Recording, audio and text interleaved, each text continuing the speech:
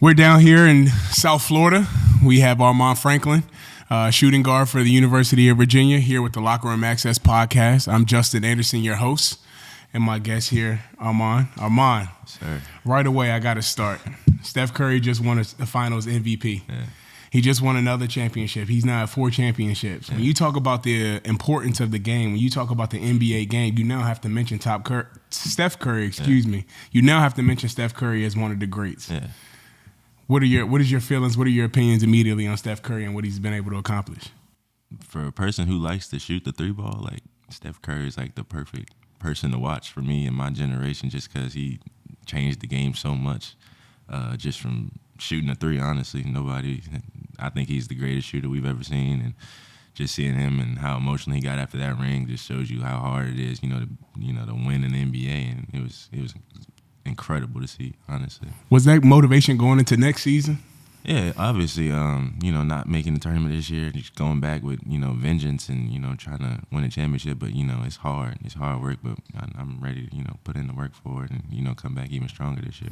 You've been putting in the work. Yeah. You got the opportunity to spend some time down here with me. I've told you multiple times. Yeah. It's almost like you now know exactly what my routine and my daily life is. Yeah. You got to meet my girl. You got to, meet my routine and sleeping habits and everything that comes with it. We got to play some Madden. Mm-hmm. But you know how that went for you. Hey, it's all right. It's all right. We ain't gonna talk about it. Wait till I get a PS5. It's over for you. It's over with. You're not afraid of work. No. That's one thing that I was really. Here we are on a Saturday. Mm-hmm. Doing this podcast to kind of finish up your time here, and you got here last Sunday. Talk about your experience. Nah, it was great just to see how a professional moves, what his daily life is like. What he does. The amount of stuff y'all go through on a daily basis, besides outside of basketball, is important. And just being able to watch and, grab little anecdotes and the nuances of the game, it's been an unbelievable week for me. I think one of the best weeks of training I've had in a while. It's important for us to talk about a little bit why it even came to play. Mm-hmm. Some people that may be listening right now say, like, why is Armaan even with Justin? Like, are they friends? Do they know each other? We did not know each other at all. Till about September last year. I got the chance to come to UVA. I was on campus. Yeah. I got to spend some time with you guys, not only in the gym, but at the apartments over in U Heights. Mm-hmm. And, we had a good time, but my expectation of what the season was going to be, it kind of fell short, right? But when you get here, not only am I worried about, okay, how do I host this person? I don't know who he is, but I talked to one of our coaches in Charlottesville, and one of the things that came up right after the season, I said, how can I help? Is there any way that I can give back and help any of the guys out, from Reese to yourself to Jaden? And it was something about your game that every time I turned on a UVA game, every shot that you took, I feel like it was going in. Mm-hmm. I feel like your ability to shoot the ball, it comes natural and effortless and easy to you. And so I felt like there was a part of me that could relate to you, because you had a season that you probably weren't the most proud of. Talk about last season and how you feel like maybe you may have fell short of expectations of who you were coming into our program last year. Yeah, I feel like I came in with a lot of, expectations coming from Indiana, where, I played really, really well for stretches of times. I shot it well from 3 the entire year, shot around 43%. So, come with the expectations that you're, a knockdown shooter and whatnot. And then, when you get there, you don't shoot it as well as you think and as you feel like you should. And, your confidence, it's a long season, so your confidence is up and down at times, and you're streaky. And I think that was my biggest thing, just trying to, find consistency this last year, and I never could find it. But, just been working on my game just to be more consistent.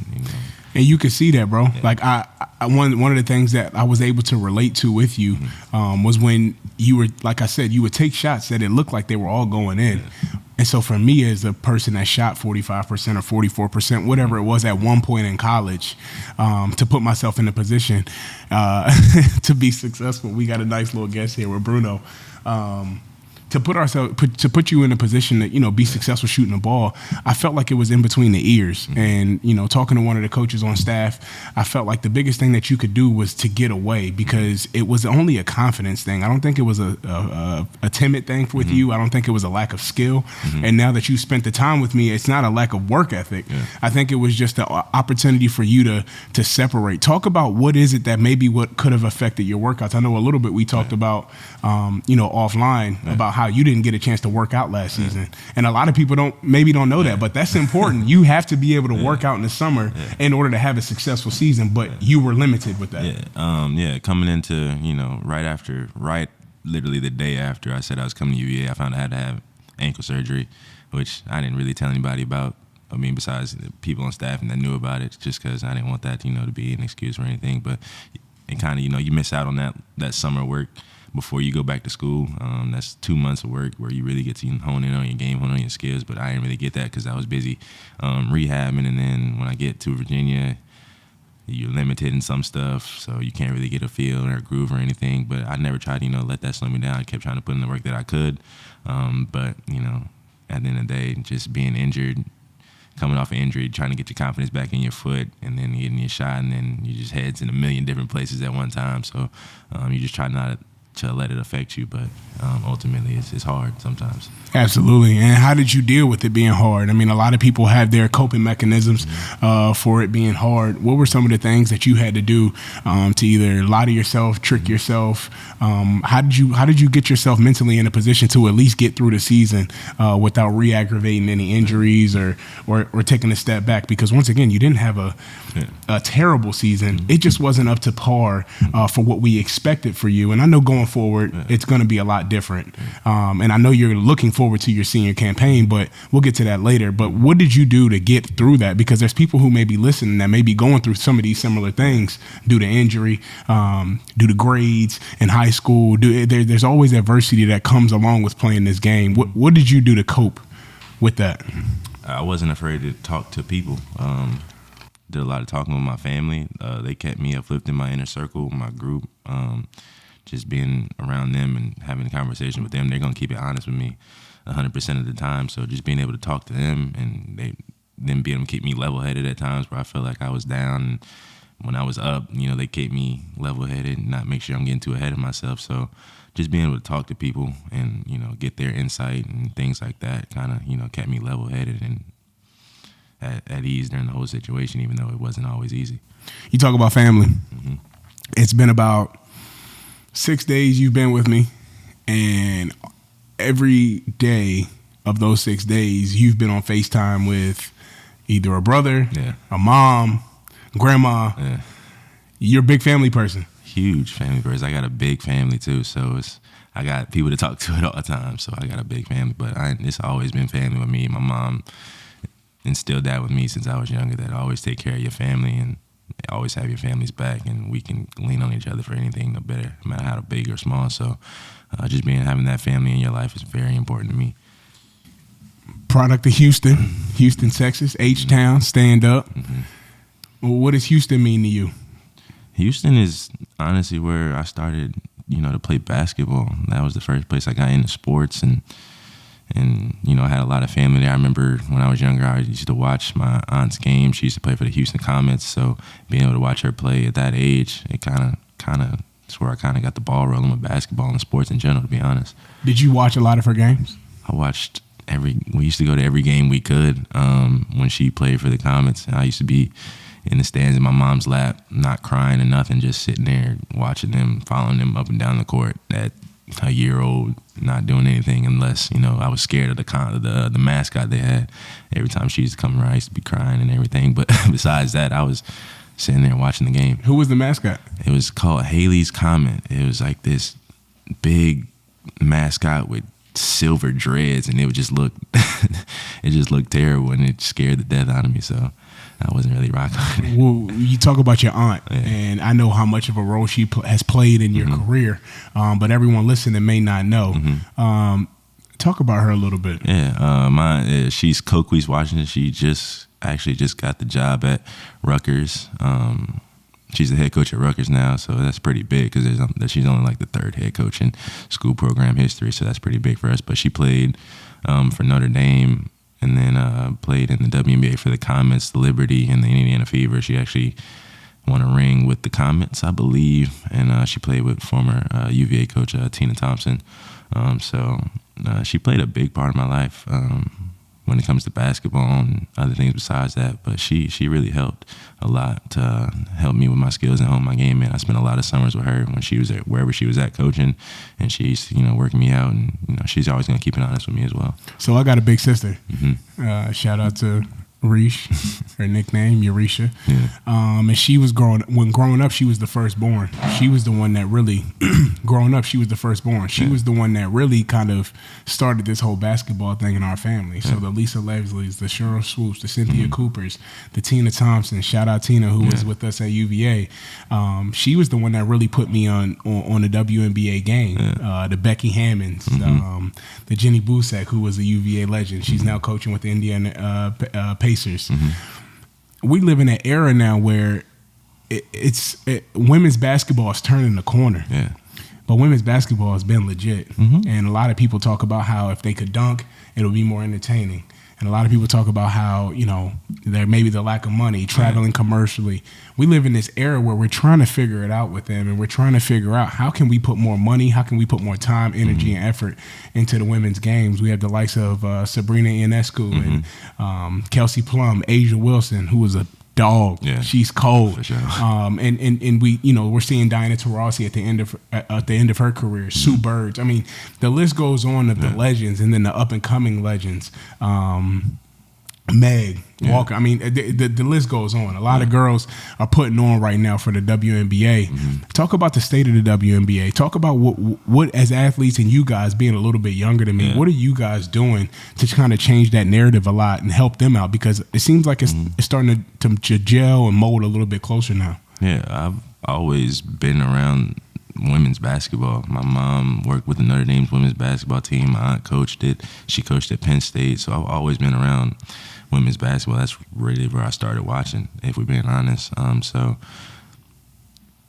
I enjoy watching it. Like, I don't have a problem. Some people might have a problem watching it. They say they're not as athletic, but I enjoy watching it. I go to a lot of the UVA women's games.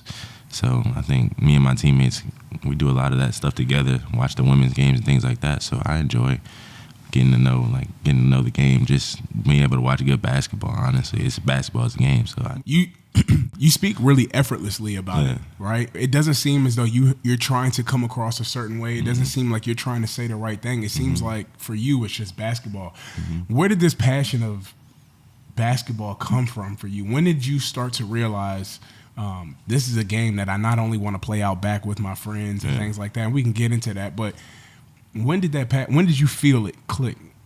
I was around 4 when I first started playing. Like, my brothers were playing in this league while we were in Houston, and they had the big kids on one side and the little smaller kids on this side. So my brothers are playing on this side. I'm sitting there with my mom watching the little kids play.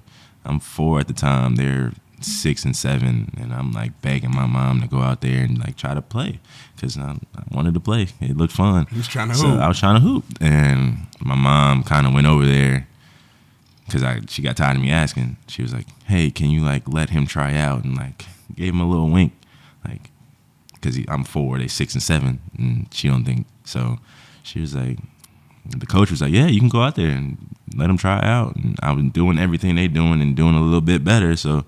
The coach came back and he was like, "Yeah, so when can he start?" Like, and my mom was like, "Are you serious?" Like, it was supposed to be like a joke. They were supposed to dominate him type thing. So that's kind of when I started, So you started boogieing against older kids. Yeah, it's always been like that because my brothers are 9 and 10 years older than me. So I've always been around, older kids, playing against older kids, trying to compete with them. What was that like growing up with them? I know they beat up on you a lot. Both of them are older than you. It was rough. It was rough just because they're 9 and 10 years old. I always wanted to be with my brothers. By the time I'm 8, 9, they out the house and in college. So anytime I wanted to hang out with them, it was no, you're not old enough. They doing 18, 19-year-old stuff that I can't do. They going out hanging out with their friends, and the occasional times where they used to go play outside on the courts, I used to be able to go with them and play on their team, and they would have, you know, some of the biggest people guard me just because I remember going out and playing football with my older brother, and he allowed somebody to really like light me up and hit me for real. And I was looking at him like, yeah, you're not gonna do nothing. He's like, you chose to be out here. He's a grown man. You out here. So shout out Big Bro. Shout out Big Brother D. He let that happen. I still never forgive him for that, but it's all right. A lot of people may talk about toughness. Yeah. And when I was in college, being around you a lot makes me remember my college days. Jay Billis came out with a book that talked about what toughness really was. And a lot of times people think that toughness is using your words. But toughness is something that's instilled. Toughness is something that, you know, is being able to be resilient. Is being able to bounce back. Is being able to be strong and raise above. You're a very quiet person. You're a very quiet personality. The first couple of days that you were here, if you noticed, you may not have even noticed, we listened to a lot of music and it was very loud. And the last couple of days that you've been here, when we're in the car, we don't really listen to music. We just chop it up. It takes you some time to warm up. But it can come across as he's not as tough as, you know, someone who maybe is more vocal and more boisterous. Your brothers instilled that. Your mother instilled that. What were some of the techniques that they used to kind of create that toughness to give you the advantage that you've been able to have to play at the highest level in the Division I, you know, ACC at that? I think with my brothers, I was basically a test dummy for everything. Anything they didn't want to do, they had you do it. They had me do it. Like, they wanted to see what it was like. So, I mean, it was crazy. But at the same time, I wanted to be around my brothers so bad that I was gonna do it. I wanted to hang out with my brothers. My older brothers, they was my best friends. They still my best friends at the time. So being around them at a young age and them being so much older than me, that really instilled that toughness in me. Like, I may not always be the most vocal person on the court, but you're not gonna push me around. You're not gonna punk me because I've been through it. Right, absolutely. But with that being said, on the other side of the fence, you're a mama's boy. Yeah, you love your mama. Do love my mom. And your mama love you. Yes. What is that relationship like? Talk about moms a little bit. That's big dog. That's best friend for real. Between me and my brothers, we can talk to her about anything.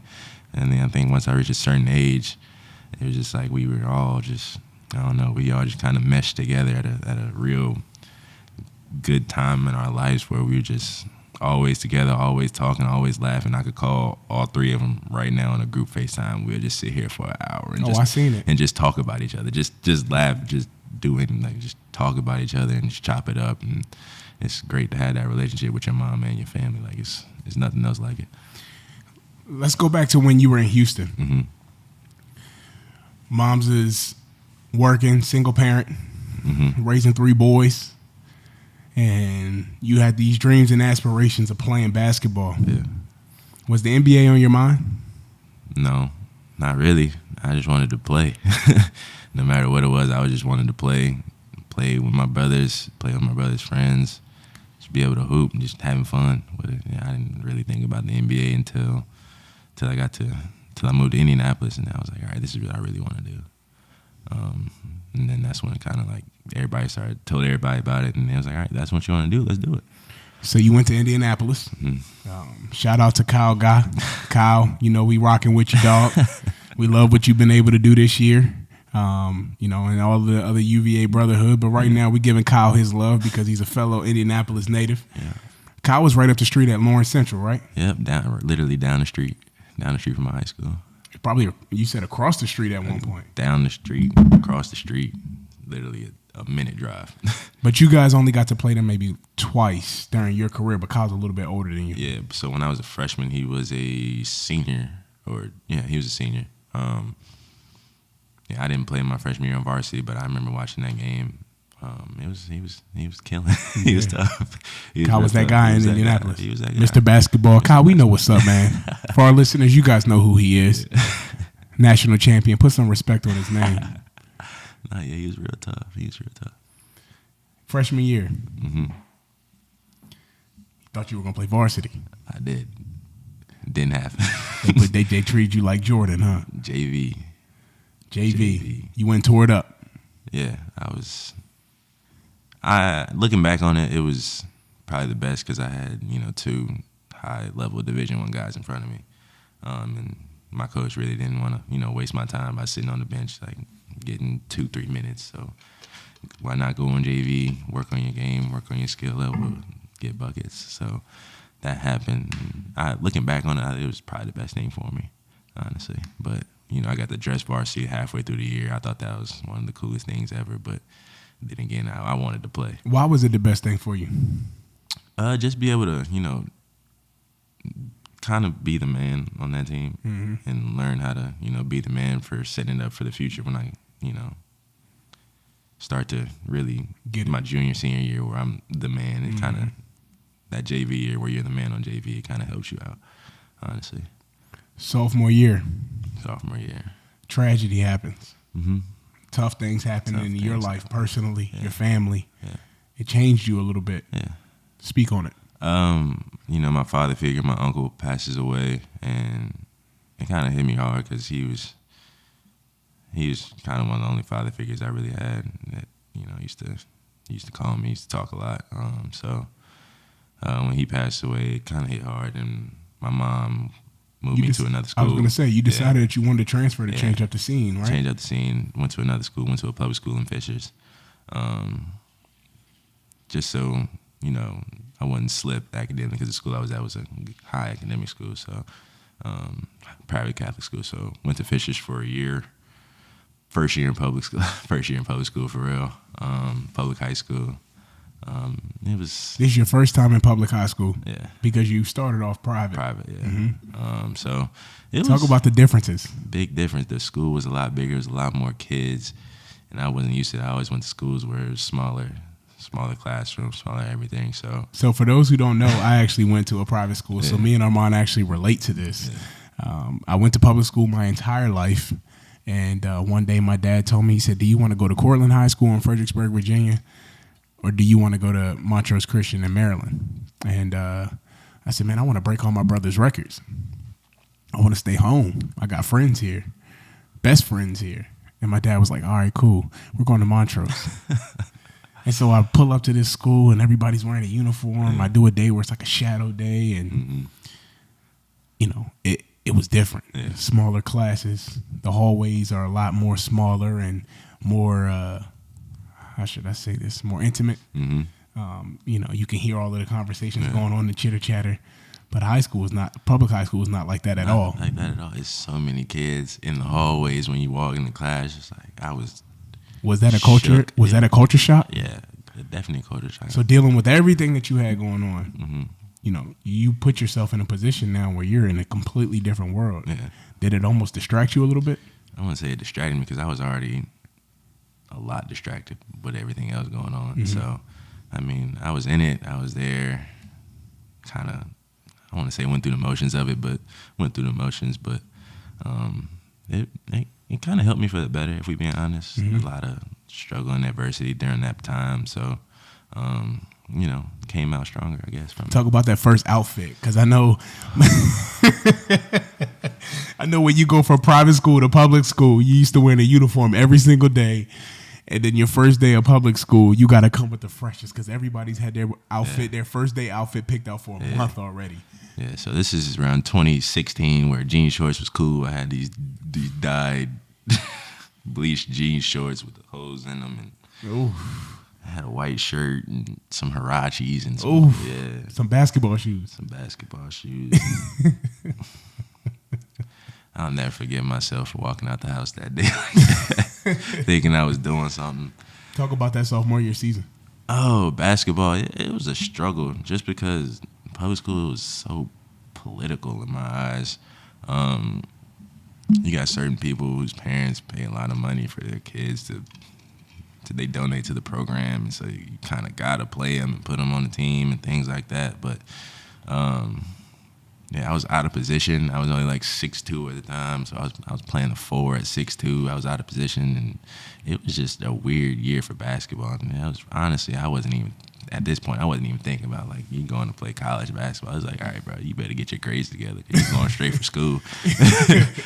So that was a real different year for me compared to all my other years of high school, and just not my favorite year, but it definitely helped me out in the long run. It was a part of the process. Part of the process. Then there was a part of you at the end of that season where you recognized that this is just not for me. Mm-hmm. You had to make a return home. So you ended up going back to your original high school. Went back to my original private school. Yeah, that was great. It was a new coach. I had a new coach. He wanted me to come back. Forget basketball for a second. Oh yeah. Your personality, just from spending time with you, your personality is infectious. It's people that want to be around you because you seem like the guy that you're quiet, but you laugh a lot. You laugh at a lot of things. You don't really ruffle the feathers. Yeah. I'm a ruffle the feathers kind of person, right? I'm going to be in the middle of the school, high school drama a little bit. Yeah. But you don't seem like that. What was that welcome back like? It was a little hectic at first. Like I'm telling all my friends, from freshman year, I'm coming back. They was like, quit lying. Like, right. You lying? Like, nah, I'm actually coming. All right, let's see you on the first day of school. When I'm back, it was just like saying what's up to everybody. I was like, I never left. It's really like I never left and then made some new friends that are probably like my lifelong friends now today. That it was just a great welcome back. Honestly, I enjoyed coming back and being able to showcase how much better I've gotten at the game of basketball as well too. So that helped too. So it almost felt like you returned home. Yeah. That season, basketball. Let's chop it up about it because it seems like, from your numbers perspective, you turned the corner. I think you were averaging 24 your junior year. Junior year, I was averaging 22. 22. Around 22, yeah. Your junior year of high school. Yeah. And that's when your life started to change a little bit because not only did you come back to your old school where you felt comfortable, but now you putting the whole Indiana on notice, the basketball state. Yeah. You're putting the whole Indiana on notice of I'm who glad you are. said it's the basketball state. I hope you believe it too. I don't believe it. That's what you guys say, but I don't believe it. I'm from the DMV. I think we got the best basketball in the world. No. We could debate that at some point. Debate that. But I know you guys consider yourselves the basketball state. French Lick and Larry Bird. I think it really kind of stops after Kyle Guy. But we're not going to go down that debate right now. But the basketball state, you now averaging 22 points per game. Yeah. You're a junior. You get your first offer from IUPUI? I got that at the end of my sophomore year. Okay. I went through like a stretch of games, like a 3 or 4 game stretch where I was in the 20s, and one game I had my first 30 piece in high school. So that's when it started to like click. Like, all right, you might be able to do something. And I'm going back to my old school. What was that 30 piece like? What was that 30 piece McNugget like? Because hoopers know if you get to 28 and there's minutes left on the clock, fourth quarter, you gotta go get that 30. Did you win? No. Ooh. It was sectionals. Sectionals had 33 and a loss to our rival. How did that feel? It sucked, but at the same time, it was great because it put people on notice. So I'm all about winning. And this was a sophomore. Yeah. So they're like, yo, this sophomore about to come back. He might. Crazy. Yeah, he might. And then that summer at AAU is where I kind of was hooping. This was my first time on like a circuit, Under Armour circuit, and I was. You were playing for George Hill's team? George Hill's team, his Under Armour team, and I was doing my thing a little bit. Started getting some smaller looks, nothing crazy yet, but the real big looks didn't come till around December of my junior year. That's when I started getting like what I thought were big offers at the time. Yeah. So when I came on the AAU circuit, I played for Boo Williams. Yeah. And when growing up, we always heard about Boo Williams teams, Boo Williams Summer League, BWSL. Shout out to Coach Boo and everybody on his staff. He's been running a great organization since time. And when I finally got the chance to meet Coach Boo, I was like, dang, Coach Boo is tall, but I was imagining somebody different, an NBA player that got a lot of buckets. Virginia legend, Allen Iverson, Joe Smith, Alonzo Mourning, J.J. Redick, Dorian Finney-Smith, James Michael McAdoo, Kendall Marshall, Travis McKay, Justin Anderson. You trying to say y'all the hoop state for out here? What you doing? Man? We got guys. So do we. But we don't play for NBA players AAU organization. Yeah. Was there some sort of nerves? Were there some sort of in awe moment because like where you want to be, this guy's like hand selecting you to be on his team, essentially? No, I met George Hill when I was like 10 or 11. Me and one of my best friends kind of like played him in one-on-one. I was kind of starstruck in the moment, but once I got older, I didn't, stick with that team until I got back to into my sophomore year, going to my junior year. It was kind of like, whatever. Like, yeah, he's picking me, all right, but you still got to do something. Right. You still got to hoop. So he's not picking you for no reason. He picked you because you feel like you can play. Right. So just being able to show and prove to myself what he thinks about me, that was the biggest thing. That's huge. Yeah. So now we're at junior year. You come off the AAU circuit. You have a great AAU circuit.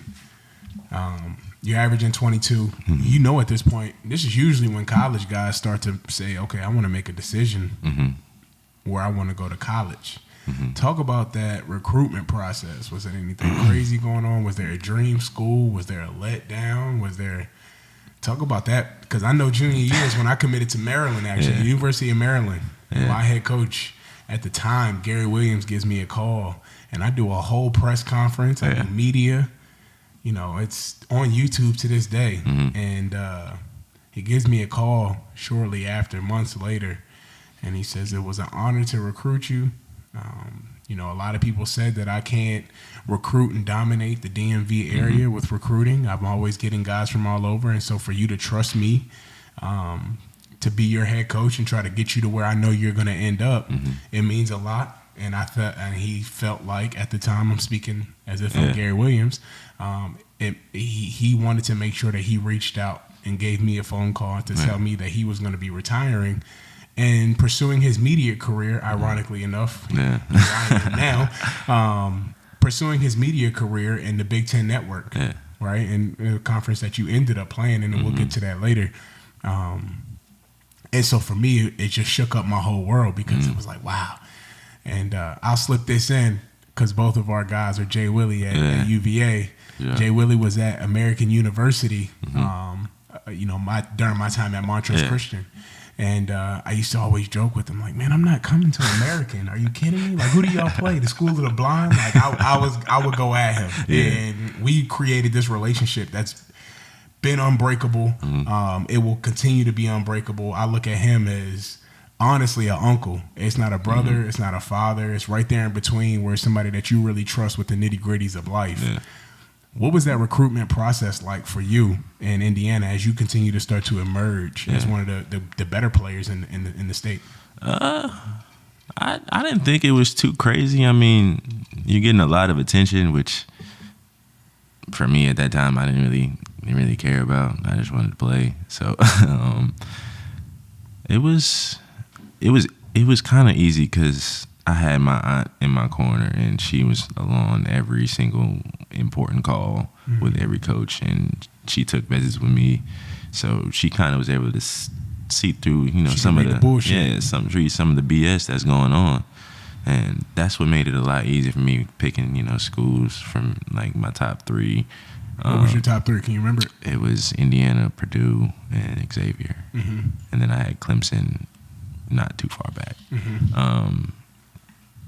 But yeah, so it was kind of easy. And then once it got down to top three, and then kind of really got down to a top two between Indiana and Purdue, that's when she left it up to me to, make that decision. She's like, I helped you, come down with these final two. I'll say my pieces for each school, and you can do what you want from there. So there's got to be a part of you that feels really good, but then there's also got to be a part of you that feels like really nervous. It's like, man, we didn't got all the way here to the finish line. You gonna make me choose between these two?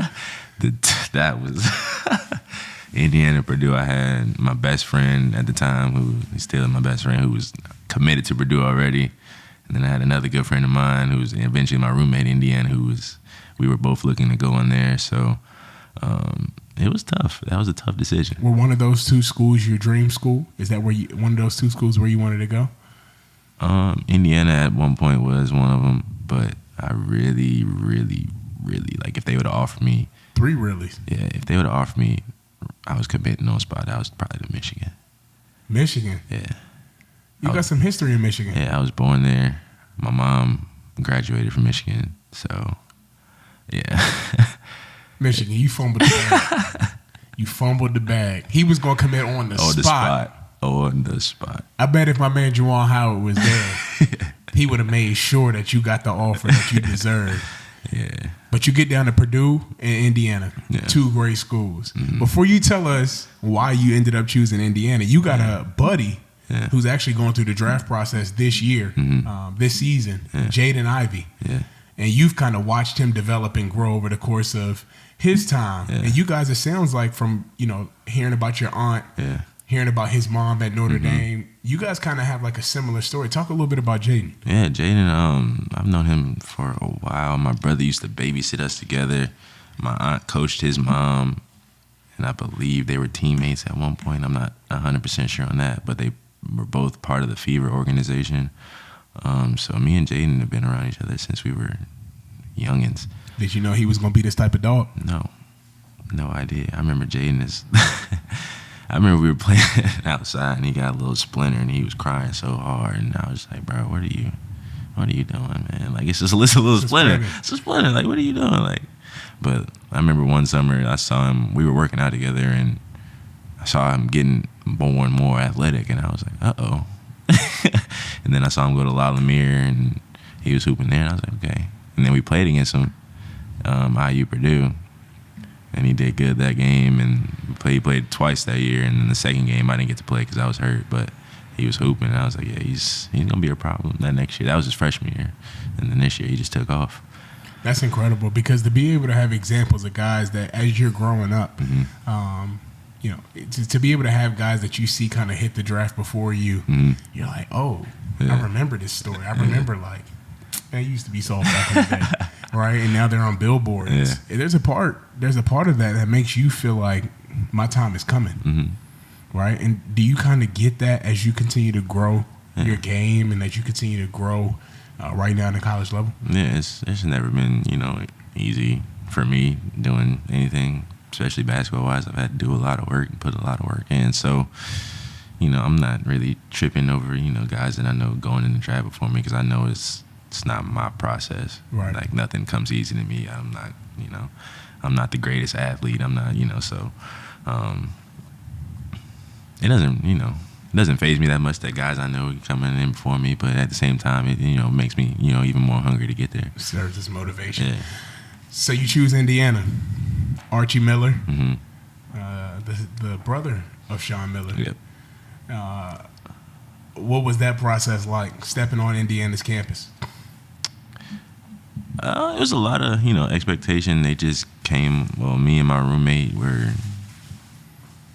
he won Mr. Basketball, and I was right behind him in that. So it was a lot of expectations coming from us. We're not going to let that slide.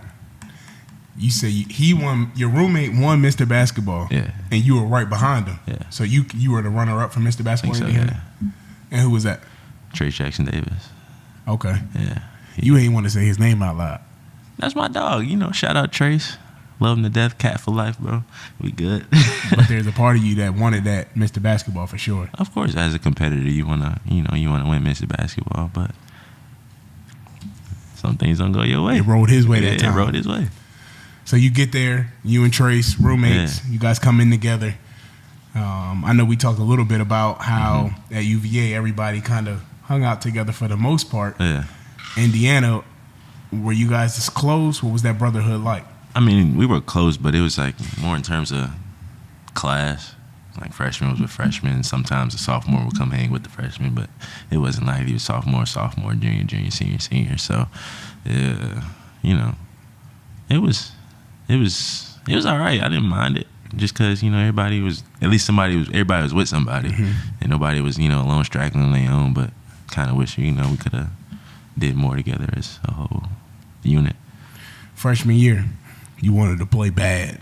I did play my first 9 games. I started the first 9 games my freshman year. True freshman. True freshman year. Yeah, started the first 9, and then some people come back from injury, and then coming off the bench, and then I'm still playing, but I'm coming off the bench, and then as the season gets longer, minutes get cut.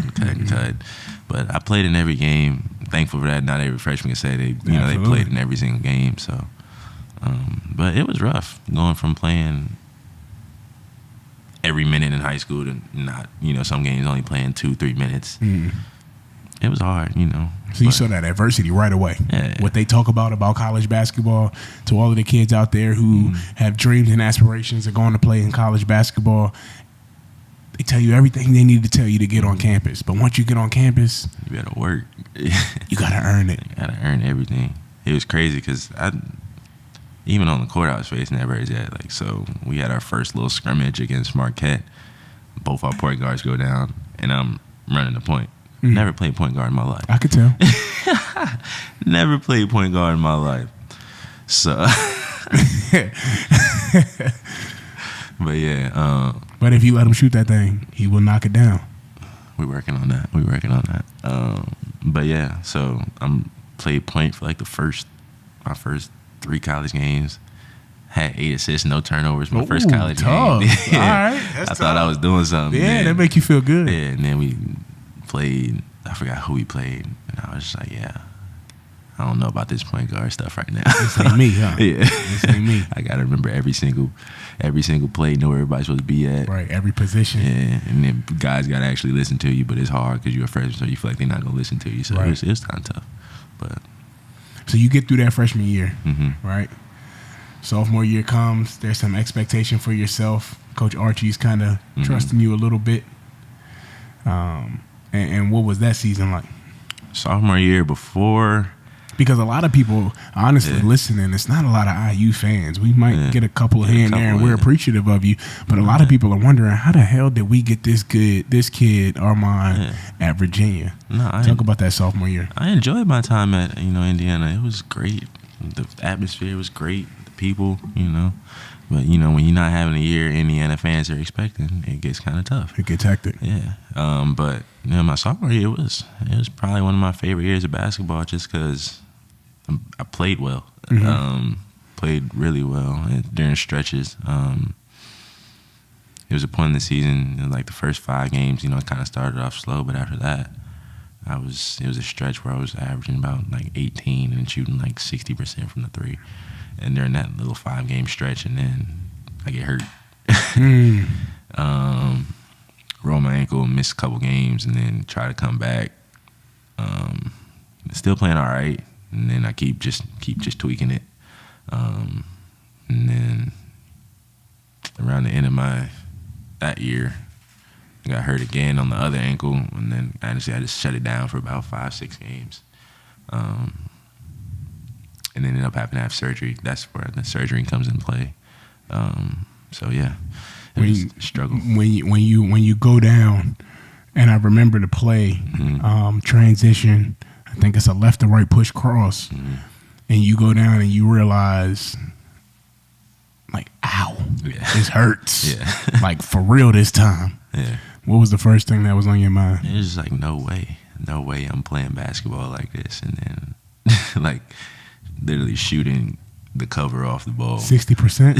Yeah. I think shooting the cover off the ball, and then you go down and get hurt, and it's like, no way.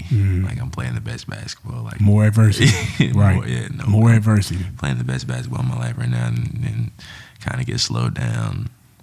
Then trying to come back from that, and then just keep re-aggravating it. It's tough, but we made our way through it. So you sat out. Couldn't finish the season. I actually tried to come back. I came back and played the very last game in the Big Ten tournament. Why? Because a lot of people may say just sit out the whole rest of the season, just let it go. Yeah, why did you play?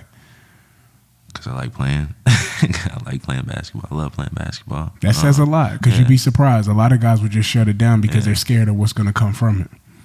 We really didn't know, but.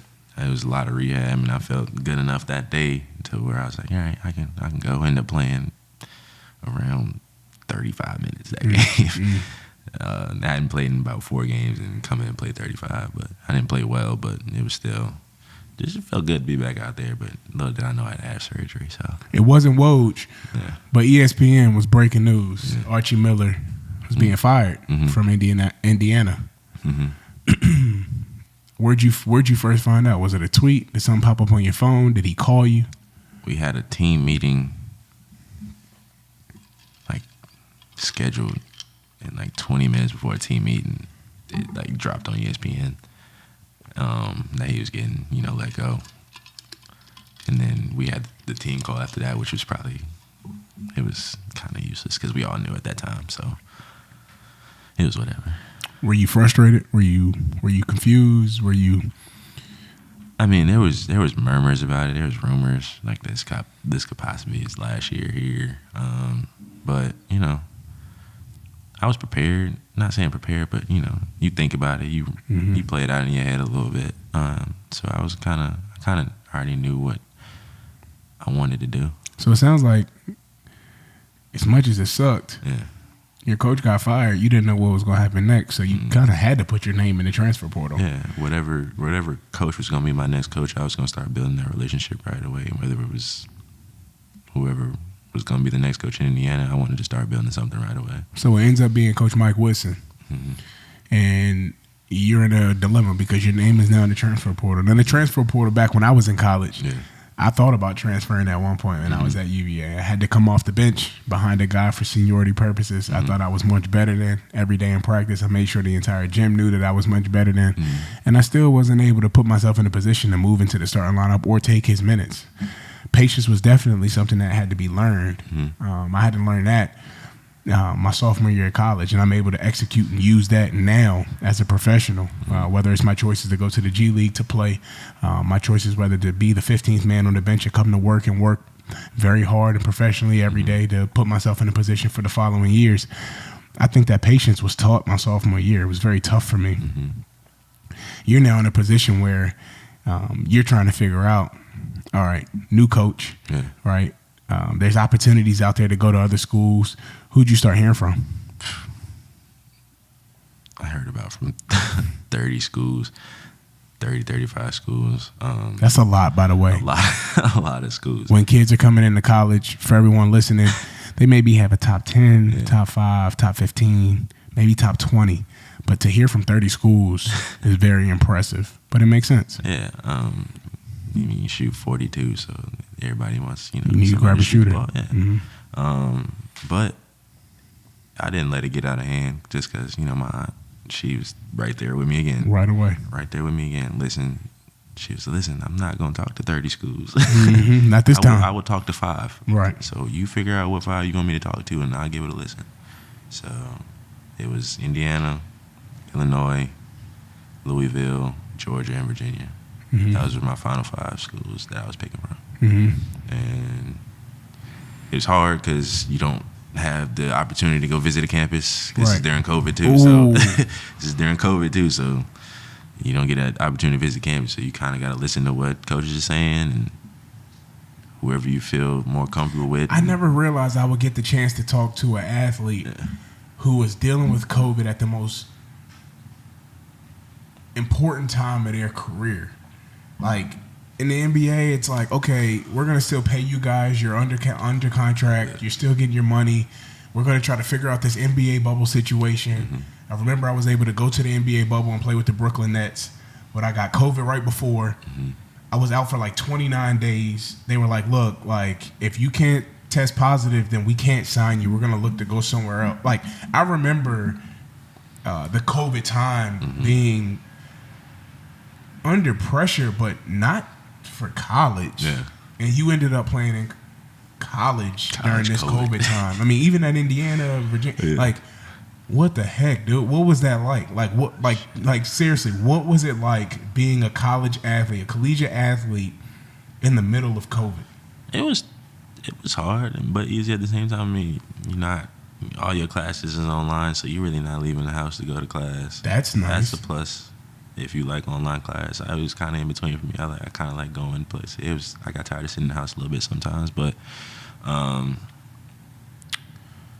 basketball wise, no fans. It was all right. I mean, you had the crowd noise going. You had the family section in there. It wasn't dead quiet. It seems like COVID was kind of right up your alley because you just want to be where a video game system is. You can get in the gym. You can just be on the FaceTime with your family. It seems like the way that you're responding, it was kind of like cool for you. Like, I mean, I'm chill. I'm laid back. I'm not crazy about nothing. So I was just, I would have went nuts.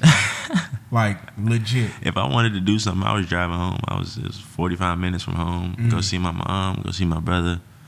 Get a home cooked meal. And that's when you were in obviously Indiana. So if I wanted to do something, I was driving home. It wasn't too bad. Coach Bennett. Mm-hmm. Did he take you to the room, to the man cave upstairs? Was it? Oh, obviously it was a Zoom call. It was a Zoom call. What did you call it before? Something Zoom. What was your? I don't even remember. We forgot. Yeah. But it was a Zoom call. Yeah. What was it, bro? Over Zoom? Because Coach Bennett is the type of guy that if you're around him, not only do you hear his genuine nature, you can feel his genuine nature. Yeah. And you had to try to trust that over a computer screen. That somebody is going to have your best interest, that somebody is going to, help you, get to where you want to go and ultimately help you achieve your dreams. Putting a lot of stuff in somebody's hands that you ain't never met face to face. You ain't never shook their hand, It's tough. It was hard, but I felt more comfortable with him than anybody else. Did he make the promise to you? The reason why I'm going to say the promise, because he promised me one thing. And a lot of people you guys may not know this, but I got a promise when I came to Virginia, and that's why I ended up committing. And I wonder if you got the same promise. He promised me that I was going to have to work for everything that I got. Of course, yeah. Yeah, I'm glad he didn't tell me, you're going to start, you're going to work for everything. That's how it's been for me. My whole life, I'm going to work for it. If I wanted to go hang out, I'm going to do my homework. If I want to go, you got to do your chores, work. You got to do something. Right. It ain't going to be. And that was a lot different of a sales pitch for me. How about for you? Like dealing with other coaches telling you, like, yo, you just shot 50 plus from three. We need a shooter. We guarantee you we're going to get you these shots, these looks, these minutes. And here you have a guy that's saying, you're going to believe in unity, passion, thankfulness, servanthood, right? What am I missing? Togetherness? No, not togetherness. Thankfulness. Yeah. Unity, passion, servanthood, humility. Yeah. I think I hit all of them. Yeah. Right? Talk about those pillars. Talk about his sales pitch to get you to say, you know what, this is where I ultimately want to be. It was different than every other school. Just doing some background research. My aunt, she has a lot of people she talks to, and she kind of did her own little research on who Coach Bennett was, and she got a lot of great reviews from it, and dang near my whole entire family was on that Zoom call, and we all got off the Zoom call thinking like, that's where we got to go. That's where we going. Like, we like everything. It sounds, it might be too hard to pass up. I mean, honestly. And we didn't have that, reaction from any other Zoom call as a unit. So you get to campus, 2 years removed from a national championship at the time, right? Correct? Yeah, it went in 2019. Yeah. Yeah. And you see Coach Bennett's put out Malcolm Brogdon, Joe Harris, Anthony Gill, Mike Tobey, Akil Mitchell, DeAndre Hunter, Ty Jerome, Kyle Guy, a guy that you're very familiar with, no pun, right? Pros, myself. Yeah. When you get there, was there some sort of expectation that you kind of put yourself in the position to say, you know what, like, I got to go perform. I got to go produce. Yeah, I hold myself to a high standard. I judge myself more than anybody else will ever judge me, just because I know what I can do and I know what I'm capable of. And when I'm not performing like that, I'm hard on myself sometimes. And my mom actually has to, tell me, like, yo, like, you got to chill out. Don't forget, excuse me, the Ralph Sampsons, the Sean Singletaries, the Jeff Lamps. The list goes on, right? Yeah. So I still want to be in that group of people that, he's helped put out. And I think, ultimately I'm going to get to there. So just try not to put too much pressure on myself. Sometimes it's actually for the better for me. Mm-hmm. Just go out there and be a kid and play basketball, have fun. It's a kid's game, like you always say. So just go out there and have fun. So you get to Virginia. You realize this is where you want to be. Coach Bennett's done his job selling you. You get on campus. You start putting in the work. What type of season did you think you were going to have? I know because usually preseason you kind of can feel, all right, I'm feeling good. I don't know if I'm ready. How are you feeling going into the season? I didn't know because first getting there, because I didn't work out that summer, leading into me getting there. So I didn't know. And then I kind of started off slow. When we get to preseason, then something clicks. I'm shooting out the ball, and I'm hooping. And then I carry that all throughout. And then we get to the first game. First game, I go like 2 for 11. I was like, what the? First game of junior year, the regular season. 2 for 11. Like I played good in the scrimmages. I played solid in the scrimmages, and we had a couple played solid in those. And then first game. Terrible. I did a lot of apologizing to my teammates. Like, yeah, my bad. And we lose. So I'm like, my bad. Like, I get a lot of texts from guys that night. Like, you good, bro? And the next game, scored, I want to say 21. Hit 4, 5 threes. So that was kind of how the season went for me. Up and down. I went through a long stretch of where I think like 4 games where I didn't make a 3. That was tough. But you know, the old me. Did you pay attention to what the Twitter people were saying, or the Instagram people were saying? I don't get on Twitter. I'm off Twitter during the season. During the year, I'm off Twitter. I delete it. I'm not gonna lie to you, bro. It was a part of the season where I was like I said, I always thought everything you were gonna put up was going in. But then there was a part of the season where I was like, really? Yeah. Nah, I was looking at myself the same way, looking at me like, yo, what are you doing out there, bro? Like, how you go from one game having 17, next game you got 6? Right. Yeah. So you were very honest with yourself. I'm very honest with myself. Very aware. I will let everybody know that I'm playing terrible.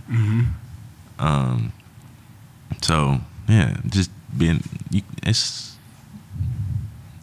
hard for me to lie to myself. Because I know the expectation I have for myself, and it's a lot higher than sometimes than what people expect of me. So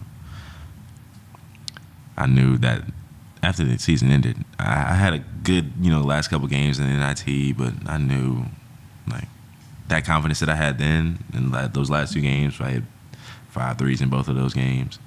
That just keep that same confidence going through the off season. You were challenged during that game. You guys were out in North Texas. Texas, yeah. So you guys didn't want to play in that.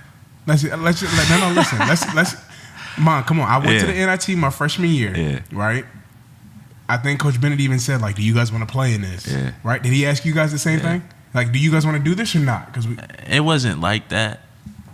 It was in a way, but yeah. So he basically asked us, do you guys want to do this or not? We were like, not really. And he was like, how dare you? Right? How dare you? How can you? What about humility? He tell you the story about his NIT. How they was all sitting around the phone. Talk about it. Yeah, so we had our little thing and had a little meeting, and some guys. I was on the fence. I didn't. I was with whatever. I put it up to the seniors, but some people, it's gonna be people that it's gonna be a lot of people that don't want to play, and then it's like, what you playing for? But it's gonna be your guys who didn't play all year. That's like, if I can play, then great. If I don't play, then no, I don't want to play. Yeah, but you're gonna have people that don't want to play. They're still my dogs. So I was on the fence. I was like, we can leave it up to the seniors. A lot of people, a couple of us, leave it up to the seniors. There was some yeses, some no's, but ultimately, we knew he was gonna play. He wasn't letting that. We knew he was gonna play. We knew he was gonna play, but he told a story about how grateful his team was when he was at Wisconsin Green Bay. Yeah. How grateful they were, to play, and they were waiting around the phone to get that call. So it's postseason play. So once we all sat down, we had a little players meeting. Once we all sat down, I was like, yo, we playing. So if we gonna play, we're not gonna BS and waste our time. We're gonna try to win. And we have our first NIT game. I didn't do much. It was hard to get up. Yeah, I was going to get to that. You had to get challenged from the guy himself, the guy that I almost got into it with in Notre Dame. I'll never forget. Yeah. We'll both never forget that moment because it was a moment where our relationship was tested at the highest. Coach Williford, he challenged you. What did he say? What was that moment like? First half of the North Texas game, I played like absolute boo-boo. Terrible. I remember. Terrible. Horrible. And we laugh at it now, like with my teammates, like how bad I was playing. They was like, yeah, you was really tweaking. You was really tweaking out there. So we go into halftime. I sit down. I'm in my head. And Jay Willie just comes in. He's like, hey, man, I don't know if anybody going to tell you this, but I'm going to tell you, like, yo, we need you. Like, we need you. I don't know if anybody else is going to tell you, but we really need you. Like, and then Coach Bennett chimed in, like, yeah, you're a lot better player than you're showing right now. And, Coach Bennett don't really cuss like that, but he cut deep with his words. He cuts deep. So. And most importantly, you needed that. Yeah, I needed that. And I got benched. I didn't start the second half. So when I came back in that game, I sat down. I was pissed. And I was like, man, I'm gonna go out here. I'm about to hoop. Like, and I scored, I want to say 14 straight. I was about to say 14. 14 straight. Second half in overtime, scored 14 straight, and then ended up with 17 all in the second half in overtime. So this is why I knew God placed you in Miami at this time, because the same thing happened to me. My coming out party for Coach Bennett to finally trust me was an opportunity where it was like, you know what?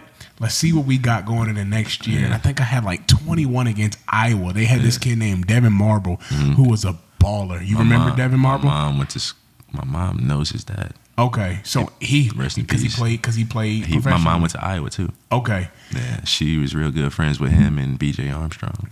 Okay, yeah. So well, rest his soul. Yeah, sure. He was cold, big point guard. I'm guarding him, and then I'm scoring on the other end. But it's like, yo, it's the NIT. Nobody really cared. I remember Joe Harris was on our team. He was just like, man, like what? I remember Malcolm. But for me, that was the biggest thing that could happen to me going into my junior season, going into your senior season. Going into your senior campaign with all of this adversity that you've hit, from injuries to not playing well to underperforming to transferring, who is Armaan ready? Who is the Armaan that the world needs to be on alert for? Because I seen it. I seen the work that you put in. What are you ready to show, bro? And I want you to be very honest and transparent. Are you biting at the chops, or are you just like, oh, would it be here? No, I can't wait. It's gonna. I'm trying to keep that same mindset and same confidence that I've had those last two games of that year, where I hit 5 threes in 2 games. Both games I hit 5 threes. But it was more than that. I was more aggressive. I didn't care. It's not saying it in a bad way, but I didn't care if I missed a shot. I'm shooting the next one. I want to be that person who scored 14 straight. Like, that's not easy. That's not easy.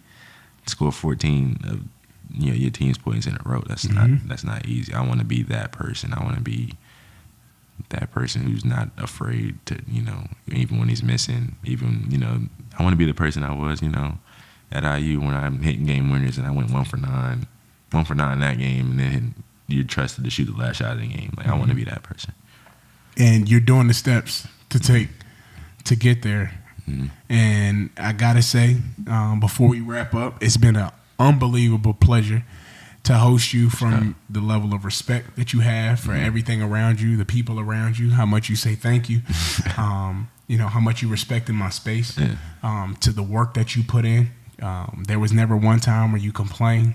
You kept up with me the entire time. There's a part of me that's always felt like you are a professional. You handle yourself like a professional.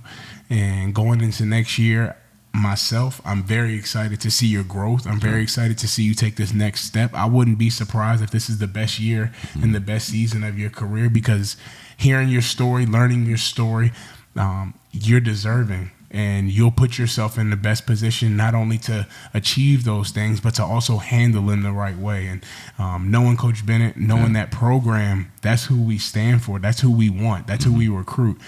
Guys who are bigger than themselves, or they allow their team to be bigger than themselves, and that's what you want. I mean, I can see it from how you live your daily life now. We spent some time together, and you're very selfless. You don't think about, we had to put you in a position to say, you know what, we wanted to get you on the podcast. We haven't got to get you on the podcast, so we had to coach you up a little bit to tell you, like, this is what we're doing. But, from who you are from day one to who you are now, I'm so appreciative of it. I'm so appreciative of your mom for raising a respectful young man.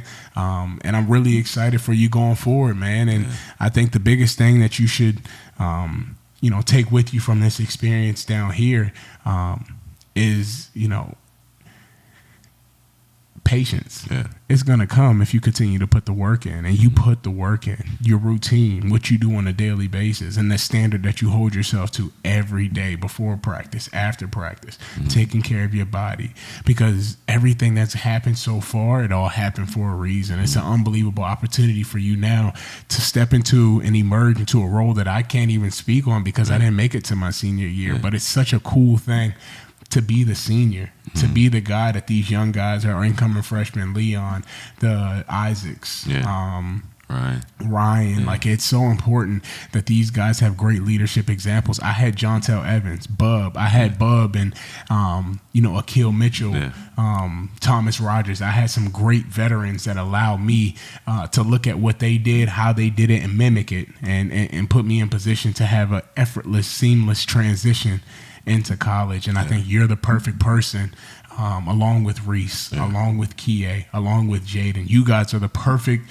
core to put yourselves in a position to continue to build on this legacy. And this legacy is not going to stop. And glad you're a part of it. And thank you for taking the time. No, great. Grateful to be, here. Thank you again. I probably said thank you a million times this year, but I really mean it. But I appreciate you, having me out here, being able to, see what it's like from a professional perspective, see how you carry yourself, how you interact with others, things like that. It's been great to witness, and I'm thankful for it, really thankful. Oh, I appreciate it. And there you have it, another episode, Locker Room Access. Until next time.